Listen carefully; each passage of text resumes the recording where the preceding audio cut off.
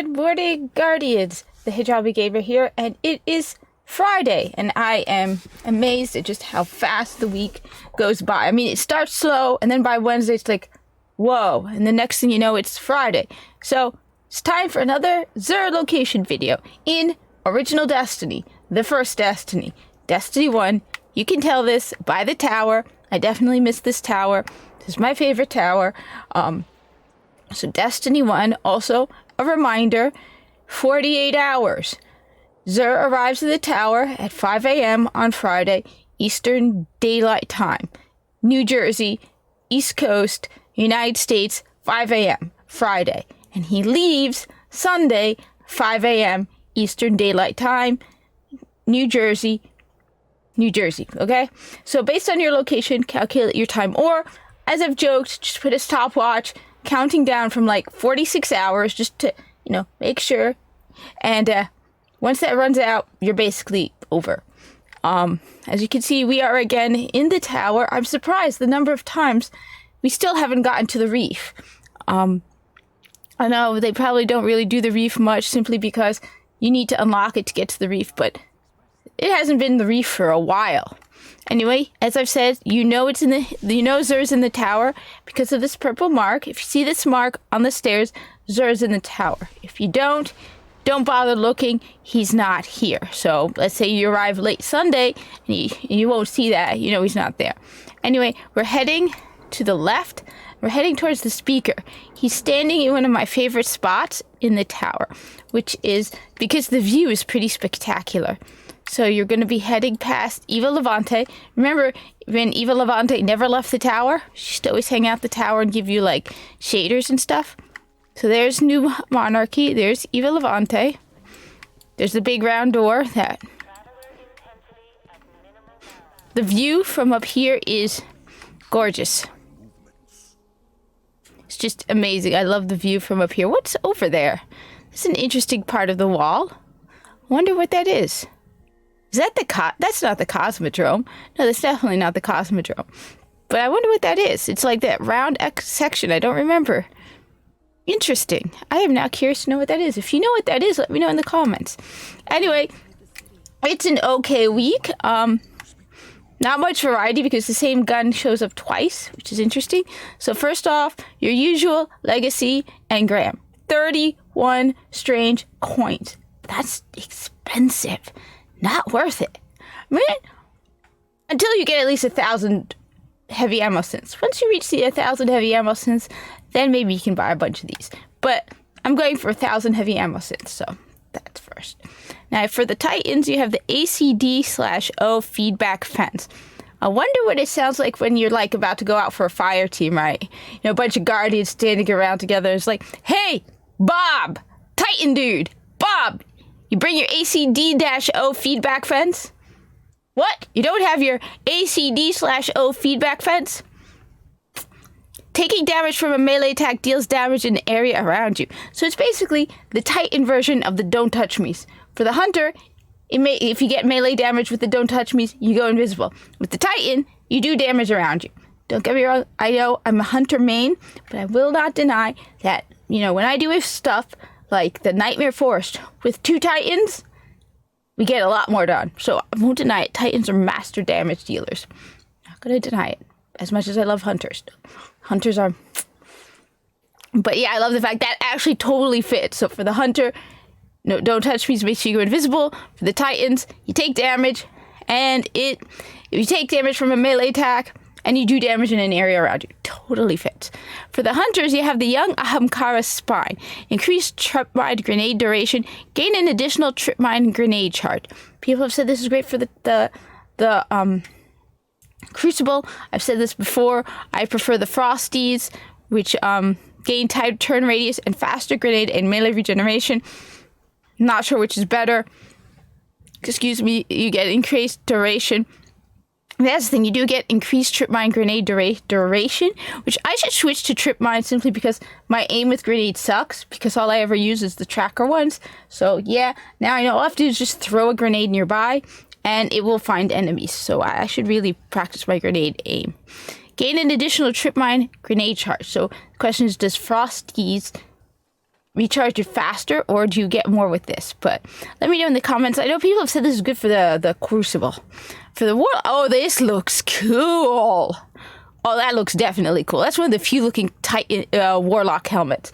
Most of them are ridiculous. I will say it. They like curve and they got horns and stuff. It's like when your helmet is more clumsy, clunky, and oversized than a Corpus helmet, you're definitely doing it wrong. They're just way too just massive horns. It's like, how are you? Anyway, the Obsidian Mind. Nova Bomb reduces cooldown of next Nova Bomb. Cool. I really should play Warlock, avoid Warlock, simply because I definitely want to try the Axiom darts. Axiom bolts, darts, you know what I mean. Finally, we have Red Death. I've said this before. Pick up Red Death. If you don't have Red Death, which I have actually equipped, pick it up. Red Death is a great weapon to use when exposure is the modifier. You know the modifier where your health does not regenerate? Red Death, each kill heals you and speeds up reloads. There's also a part in Crota's End where your health does not regenerate, and I've always used Red Death. But right now, I believe Challenge of the Elders has exposure.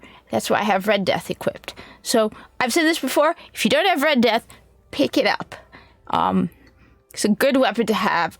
Just really good weapon to have, because exposure is a pain in the rear to deal with, and Red Death is just the best way to deal with it. Which, the sad thing is, you have two Red Death twice. So the second version of Red Death comes with the White Witch Ornament, which honestly, I'm not a fan of the White Witch Ornament. I like the Steel Witch Ornament, which looks pretty cool. This is the White Witch Ornament. I mean, it looks like the gun is bleeding, but I don't know. I'm just not a fan of it.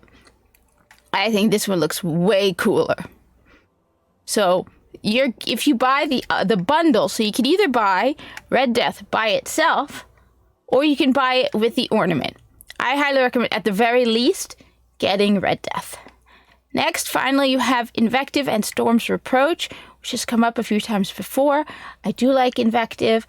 I know someone has pointed out to me, because I've always said, why don't more people use Invective? Because it's great in Crucible, because this weapon regenerates ammo over time, and someone has told me that they did nerf it. So I will not deny, it does take a while for Invective to gain ammo. It also, the weapon regenerates ammo over time. It is a little slow. And then the last round of the magazine deals bonus damage. Yeah, that's not a big deal for me. It's this, that is. And you are getting the oh god, my brain is freezing all of a sudden. The ornament, sorry. You are getting the ornament, what's it called? A Storm's Reproach, which looks like that. Which I've said multiple times, looks like what Viso's ship looked like in Warframe, the new war, right before it blew up. Every time I see it, that's exactly what Viso's ship looked like before it went boom. It had it does look cool. I will not deny, it does look cool. It also looks like Visa's ship, but anyway. I like how you can see the red underneath. But, I could pick up the ornament if I want from the Silver Dust store, because you can buy the ornament separate at the Silver Dust store. Silver Dust you get by, I don't think I have any.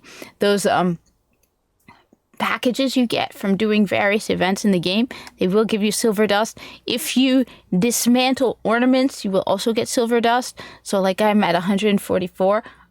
Also with silver dust, I'll show, you know what? Well, I might as well just as an additional. So anyway, you have the usual curios.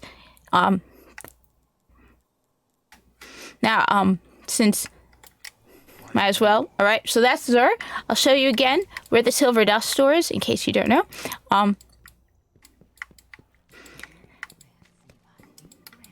yeah, it's another day of. Honestly, I prefer Night's Watch's videos over watching the show myself. So that's the Eververse. But no, what you're looking for is the Silver Dust store. And you can get the ornaments here. You can also pick up things like House of Judgment reputation boosters, Vanguard reputation boosters, various mystery bags, various ornaments, various emotes, various sparrows, and in Destiny, there's the White Witch. And in Destiny, once you pick it up, that's it. You have it, so you can dismantle this. Let's say you pick up this sparrow, which I have. You can dismantle it, and then there's a kiosk where you can pick up your old sparrows. There's a kiosk where you can pick up shaders. So once you have it, though not, I don't believe not the ornaments. The ornaments, once you dismantle it, that's it. But stuff like sparrows, horns, in Destiny, you can use horns. What they come in, so you get silver dust in these Treasure of Ages boxes, which you can earn for free in the game as well. Just by doing various stuff, you can earn every week. I think it's like 3 of them, maybe 4. Treasure of Ages mystery bags, and you will get things like silver dust, ornaments that you can dismantle, cosmetics that you can't dismantle. They're a pain in the butt. Anyway, that's this week's Xur location video. I will be making later a Banshee 44 weapon test video. There's not much to report, but I was going to show the weapons I picked up with my Arms Day order. So I have 1 with my Hunter and I believe 3 with my Titan. Anyway, thank you for watching. Like, comment, subscribe, share this with other Destiny people, and dear God, I would love to do some raids. Definitely would love to do some raids.